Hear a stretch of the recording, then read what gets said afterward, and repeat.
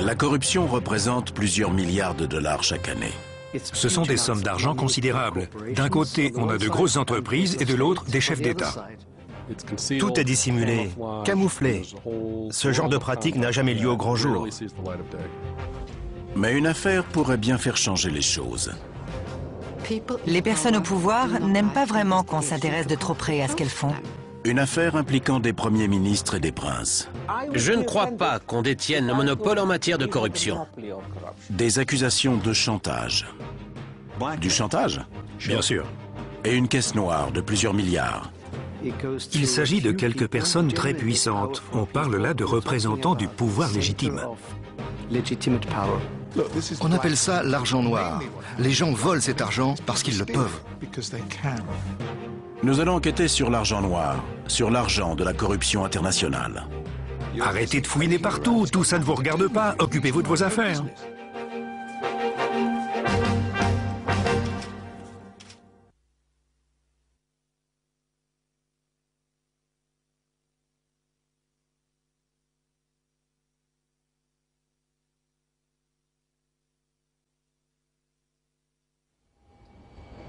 Bus 840 traffic's British now to head to your right and a left turn northbound. Clear to land, traffic speed 2 jets departing. 13 mai 2008, Houston, Texas.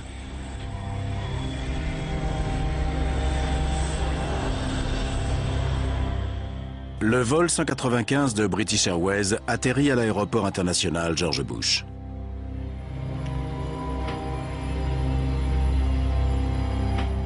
Le PDG de BAE Systems se présente au contrôle d'immigration.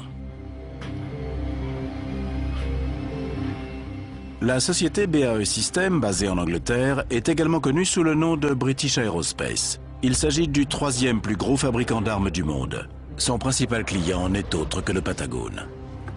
Bienvenue aux États-Unis. Mais la visite du PDG tourne vite au vinaigre. Il est visé par une enquête du ministère de la Justice.